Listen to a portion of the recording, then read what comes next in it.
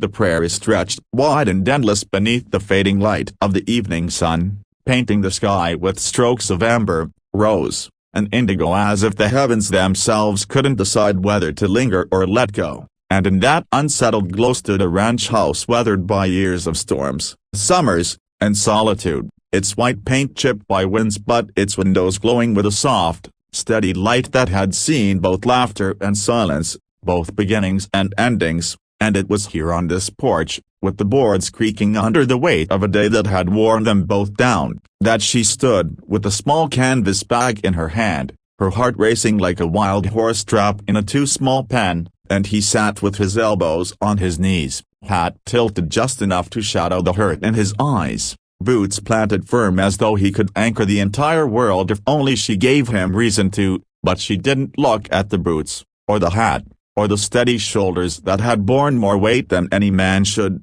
She looked at the light, the single porch bulb humming against the dusk, and with the voice softer than the wind brushing through the tall grass she asked, "What if I leave?" And though the words were small, they carried every question, every doubt, every late night she'd lain awake wondering whether love was enough to fill the cracks that life had carved between them. And though her hand trembled against the strap of her bag, though her chest ached with the fear of what his answer might be, she stood tall, because she had always been the kind of woman who demanded truth, even if truth broke her, and for a long moment there was nothing but silence, the cicadas humming their steady chorus, the cattle lowing somewhere far out on the pasture, and the boards of the porch creaking with the memory of so many conversations, so many fights, so many reconciliations. But when he finally lifted his head and met her eyes, his gaze wasn't sharp with anger nor dulled with defeat. It was steady, rooted, carrying the kind of quiet strength that had once been the very reason she'd fallen into him like a river finding its way to the sea.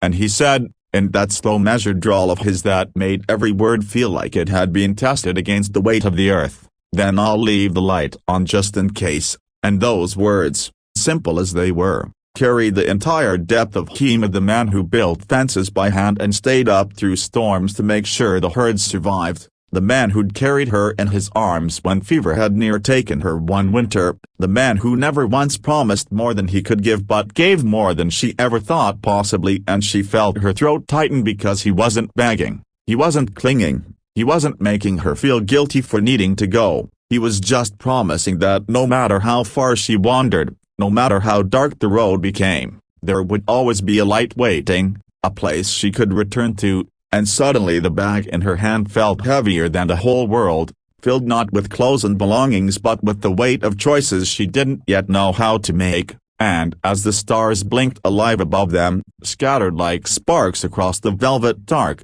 she thought of the years behind Emma, how he had taught her trot when she swore she'd never trust a horse, how he had sat by the fire after long days, strumming the guitar and humming half-forgotten songs that made her feel safe in ways words never could, how he had stood beside her at her father's funeral, his hand firm against her back, steady as bedrock when she thought grief would swallow her whole, and she realized that leaving wasn't about distance, it wasn't about the miles she might put between herself and this ranch, it was about whether she could walk away from the one person who had always left the light on for her, even when she doubted herself. Even when she doubted him, and though she wanted to argue, to tell him that love should be more than a light left burning, she couldn't, because she knew deep down that sometimes it was the smallest promises, the ones without grand declarations or fireworks, that meant the most. So she set the bag down slow, the soft thud against the wooden floor like a confession, and she stepped closer to him, closer to the man who had just told her in so few words that no matter what roads she walked, she would never be lost to him. And though the night was heavy with unspoken things, though tomorrow might still bring the same struggles, the same doubts, the same distance that had led her to pack that bag in the first place, for now she let her hand slip into his, warm and rough from years of work, and in that touch was the answer she hadn't found in all her wandering. And as the porch light flickered against the darkness, steady, patient, unwavering, she understood that even if she left one day, even if her fears drove her away, he would be there, waiting, the light on just in case, and for the first time in a long time, that was enough.